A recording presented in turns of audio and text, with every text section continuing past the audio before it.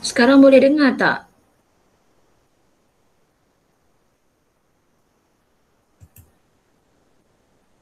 Oh, okey. Alhamdulillah. Okey, boleh dengar eh?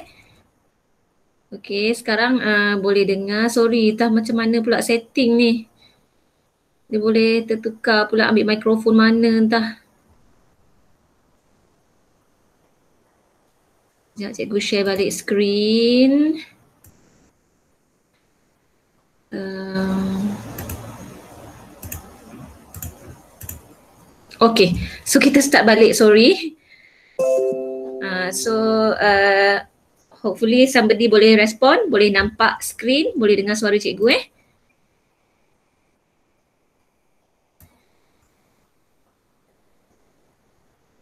Okey, Alhamdulillah. Okey, so terima kasih cikgu tengok sekarang ada dalam lebih kurang 14 orang participants. So terima kasih siapa yang bangun awal join pagi ni. So kita teruskan pembelajaran kita. Kita ada sejam dah tapi dah hilanglah 20 minit. Okey, kita nak masuk bab 6. Okey, bab 6 ni ialah tajuknya nisbah dan graf fungsi trigonometri. Okey, cikgu sekarang dekat laptop cikgu ni memang cikgu full screen bahagian slide cikgu ni lah. Okey, jadi cikgu minta tolong macam biasa kalau tak dengar ke, kalau tak faham ke, awak terus buka mic. Takut cikgu tak perasan kalau dekat chat. Okey. So benda trigo, kalau kita sebut trigo ni awak dah tahu dah. Okey, trigonometri dia mesti berkait rapat dengan fungsi yang dinamakan sin, cos dan juga tangent. Okey. Sin, sinus, kosinus, tangent. So biasa kita sebut sin, cos, tan. Okey. So ini tiga benda ni adalah kita panggil dia fungsi trigonometri. Trigo. Okey. So itu pengenalan lah. Kalau sebut trigo je awak boleh bayangkan terus dah sin, cos, tan. Okey. Okey, so ini daripada buku teks ya. Ini semua cikgu ambil daripada buku teks dia. So siapa yang ada buku teks boleh buka. Ataupun nak tengok kalau boleh nampak dengan jelas slide cikgu ni, tak apalah, tengok kat sini saja. Okey, so first kali kita nak tengok nilai sin, cos dan tangent bagi sudut kosong sampai 360 darjah. Okey, so kita tahu satu bulatan sudutnya mesti antara kosong sampai 360 darjah. So rajah yang ditunjuk kat dalam ni dia menunjukkan satu bulatan unit. Kita panggil benda ni ialah bulatan unit. Apa itu bulatan unit? Bulatan unit ni bulatan dia berjejari satu unit. Okay, maksudnya macam ni lah. Ini bulatan, ini kat tengah-tengah ni adalah pusat bulatan. Ni macam ni kan? Ini pusat bulatan.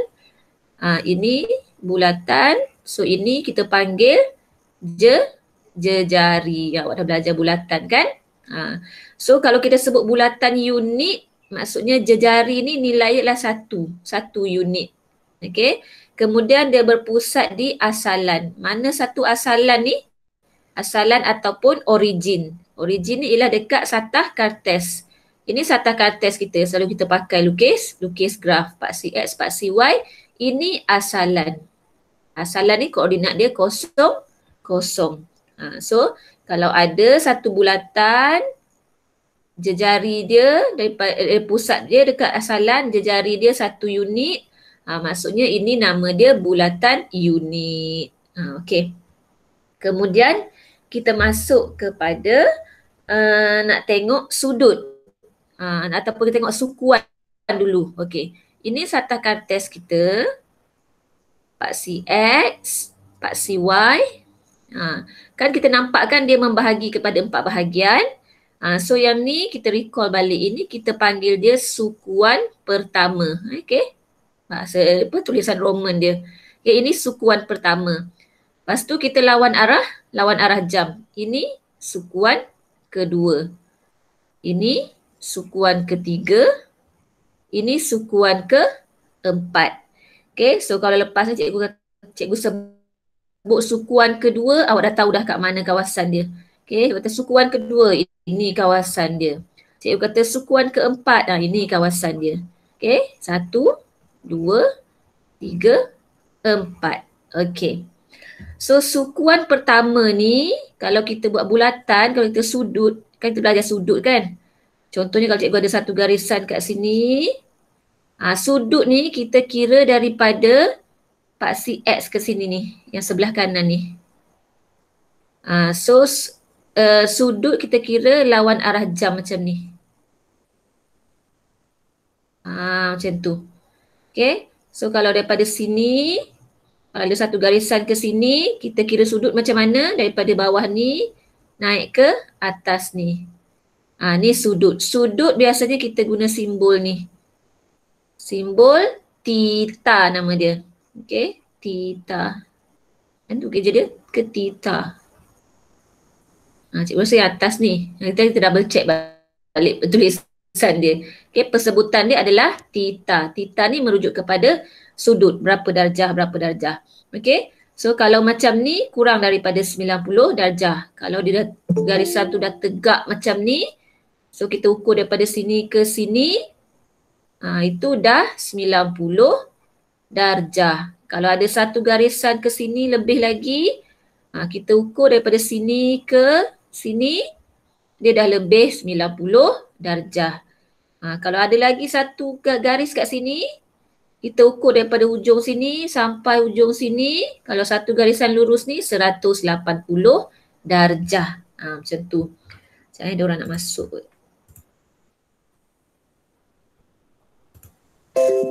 Okay. So awak tengok. Kalau sukuan pertama ni, okay, ni sukuan pertama.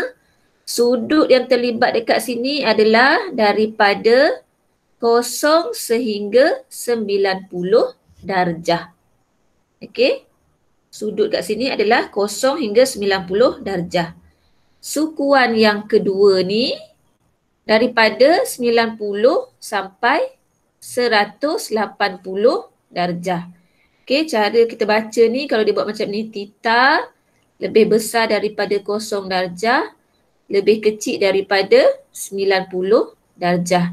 Okay, maksudnya sudut dekat sukuan pertama ni adalah daripada 0 sampai 90 je nilai dia. Okay. Kalau masuk sukuan kedua, dia dah lebih daripada sini kan. Ini sukuan pertama macam ni. So maksimum ni 90 lah. Ini mungkin 10, 20, 30, 40, 50, 60, sampailah 90.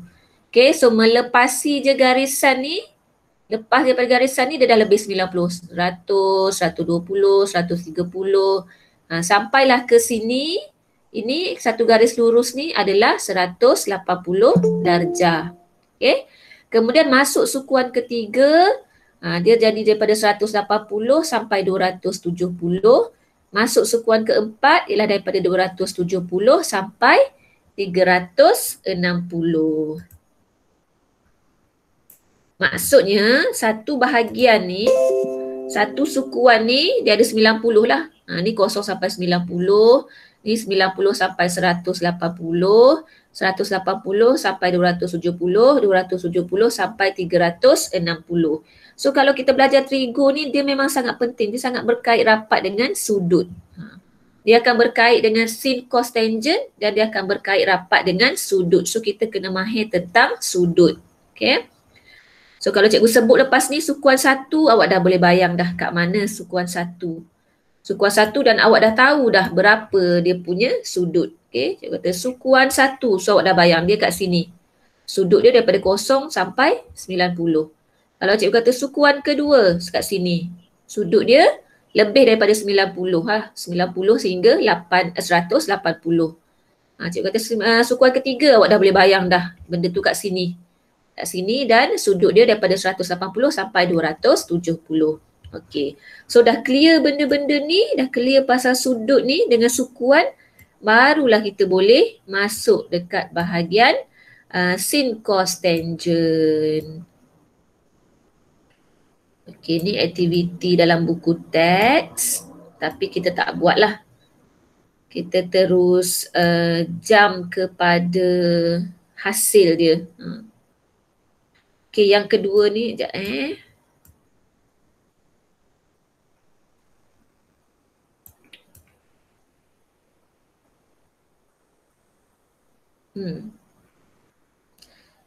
Okay, so kita nak, ni kita baru nak masuk kepada sin cos tangent, dan ada satu benda penting yang kita nak cover ialah tentang sudut rujukan sepadan.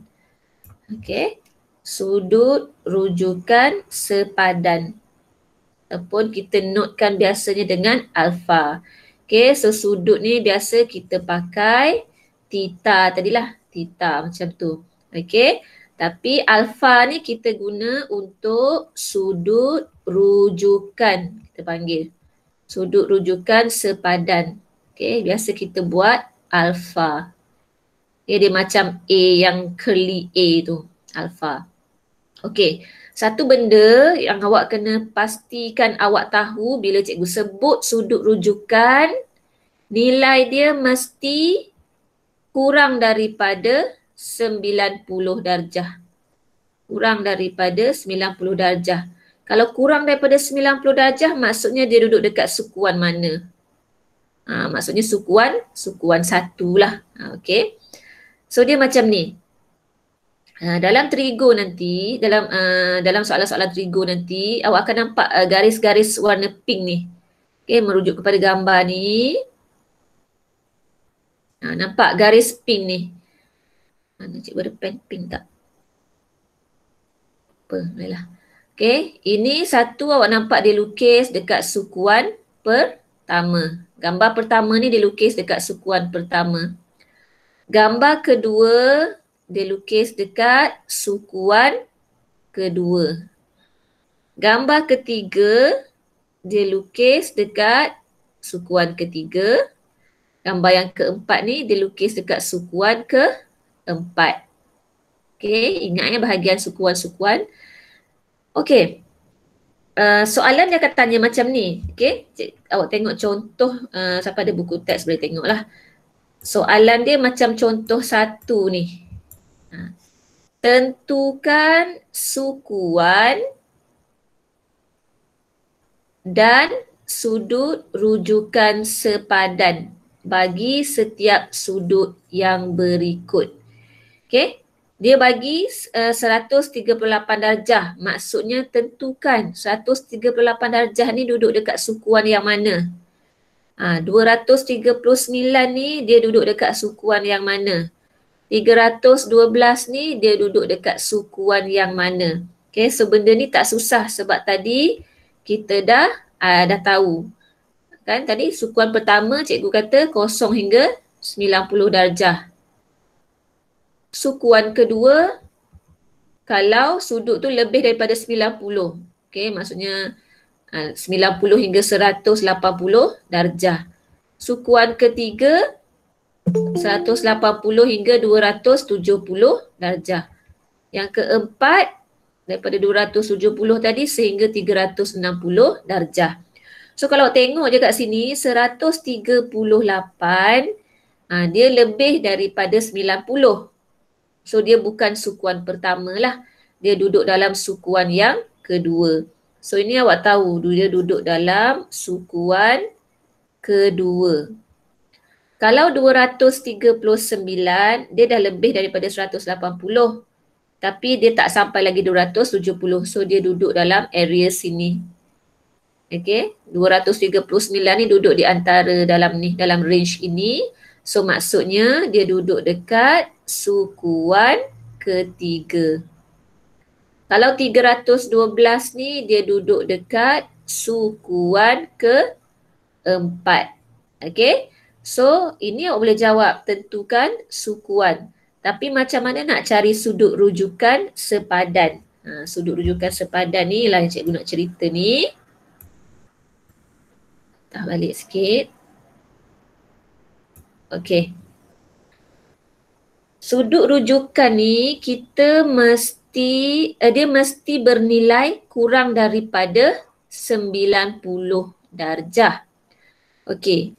So, kalau ada satu garisan di sini, kita tengok gambar pertama kalau ada satu sudut ni dekat sukuan pertama, maksudnya kalau kita kira sudut dekat sini, kita dah tahu dia duduk berdiri di sukuan pertama, Maksudnya nilai dia mestilah kurang daripada 90.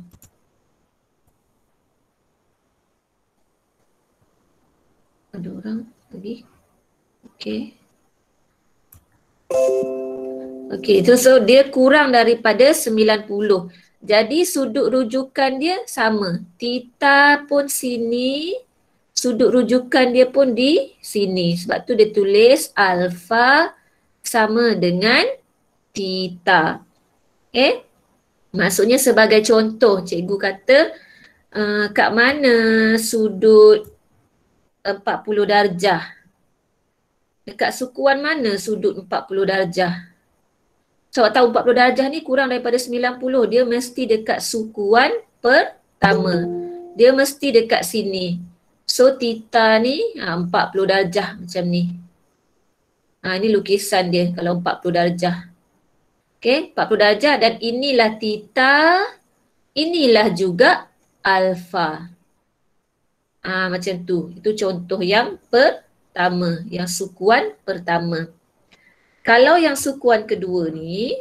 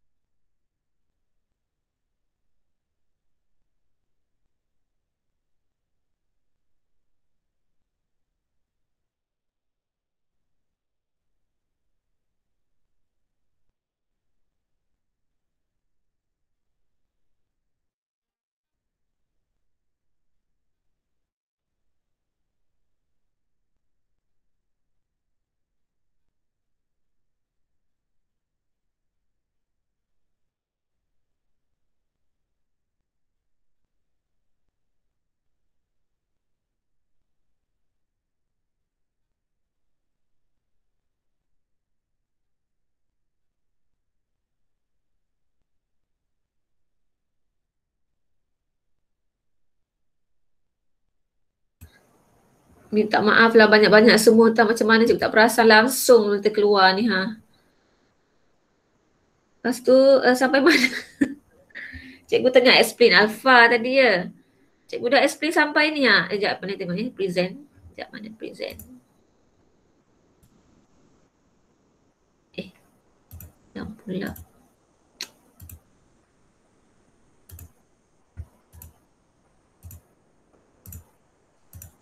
Cikgu dah explain sampai ke sukuan ketiga. Rupa-rupanya cakap seorang-seorang. Tak apa. Cikgu sempat explain ke sukuan pertama tadi? Yang korang tak sempat sukuan berapa ya? Sukuan kedua, sukuan ketiga? Sempat. Sempat sukuan pertama sempat. Sukuan ketiga tak sempat. Sukuan kedua tadi sempat tak?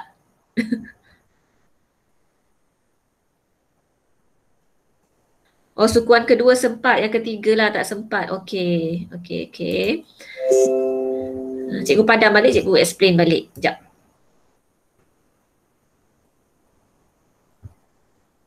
Padam dulu ni.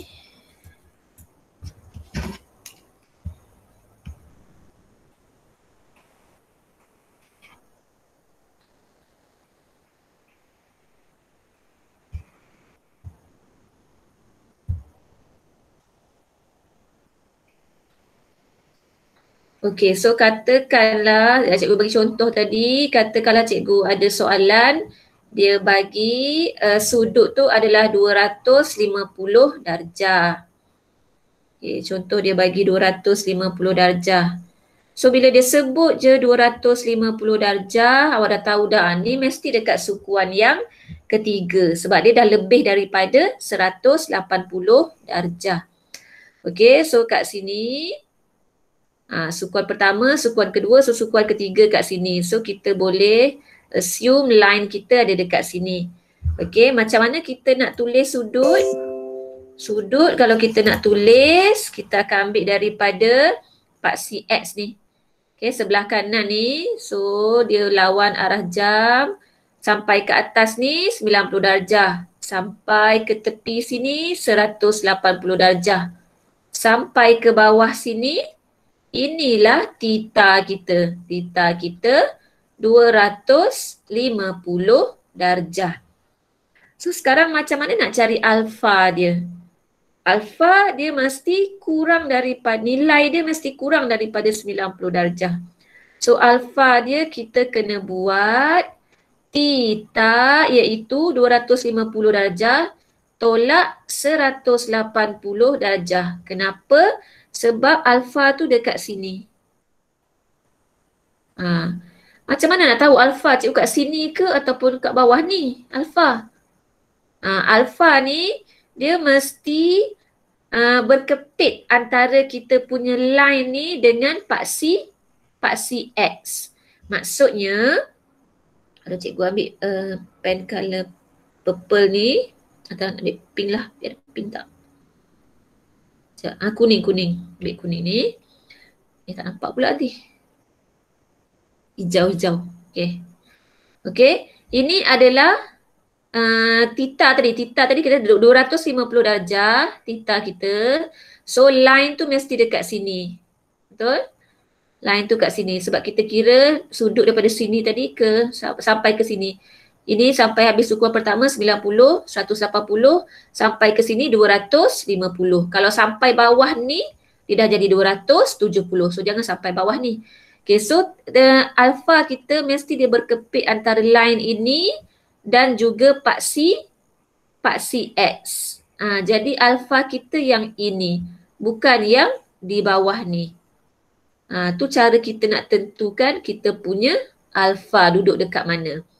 So kalau kita nak cari nilai dekat sini, kita kena ambil ni lah. Theta kita keseluruhan ni 250 darjah. Okay, 250 darjah. Kita tolakkan dengan 180 darjah. Yang mana 180 darjah ni? Yang daripada sini sampai ke sini. Ni 180 darjah. Jadi 250 darjah, kalau kita tolak dengan 180 darjah, kita akan dapat 70 darjah. Betul lah. 180 ni tambah dengan alfa sini 70 darjah, memanglah kita akan dapat 250. Macam tu. Okey. Samalah juga ni macam contoh yang kedua dekat sukuan kedua ni. Kita punya theta ni 120 darjah. So macam mana nak tahu alfa tu dekat mana? Alfa tu mesti pelengkap dia dekat sebelah sini dan dia mesti berkepit antara kita punya line sudut ni dengan paksi X. Dia mesti macam tu. Ini line kita, ini paksi X. Ini line kita yang kita buat ni lah, yang kita buat based on theta yang dia bagi ni. So ini adalah paksi X. Okay. So satu lagi cikgu tunjuk kalau dia dekat sukuan keempat. Contohnya sukuan keempat, contoh dia bagi kita 320 darjah. So ni confirm lah bukan sukuan pertama, bukan sukuan kedua, sebab sukuan kedua dan bukan juga sukuan ketiga, sebab sukuan ketiga maksimum cuma 270, ni dah lebih dah. Maksudnya dia sukuan keempat. So kalau sukuan keempat maksudnya dia duduk kat mana? Kat sinilah, area sini. 320 darjah maksudnya theta kita mesti start daripada sini. Okey, theta mesti sentiasa start daripada sini. Daripada paksi X sebelah kanan ni. So kita lawan arah jam sampailah ke sini.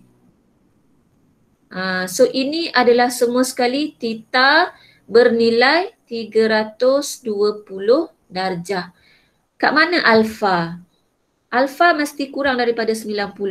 Dan cikgu dah cakap alfa ni dia mesti berkepit antara line kita. So mana line kita? Line kita kat sini. Dengan paksi X. Mana paksi X? Ini paksi X. So, alfa kita, sudut rujukan kita sebenarnya dekat sini. Tu dia. So, macam mana nak cari alfa ni?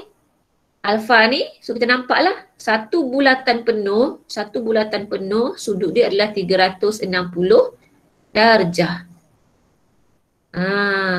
Tolakkan dengan yang oren kita ni, theta kita ni adalah 320 darjah. So kita akan buat 360 darjah tolak 320 darjah. So dapatlah 40 darjah. Okay, so alfa kita adalah 40 darjah. Logik lah kan? 40 campur dengan 320 dapatlah satu bulatan penuh 360. So benda-benda ni ada dalam buku teks awak. Maksudnya ni, dia dah bagi dah.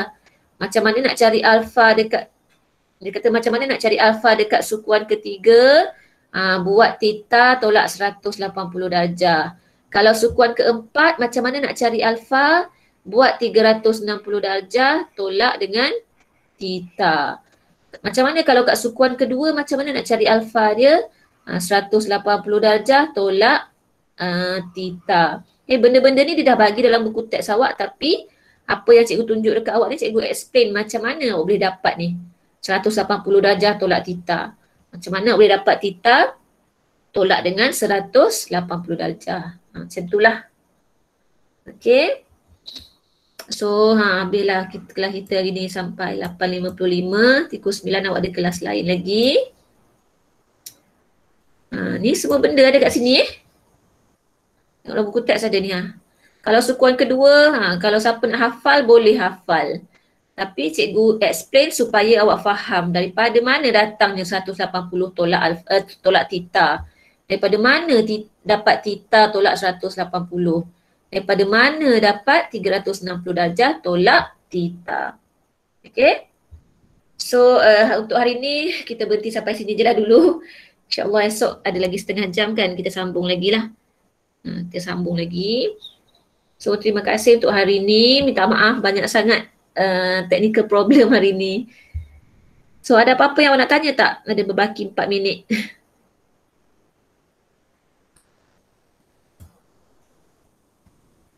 Okey, tak apa. Kalau tak ada, boleh left dulu sebab yelah nanti pukul 9 kelas lain pula kan.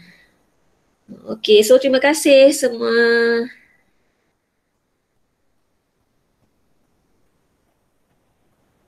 Cikgu. Okey, sama-sama. Terima kasih cikgu. Ya, okey. Terima kasih cikgu. Sama-sama.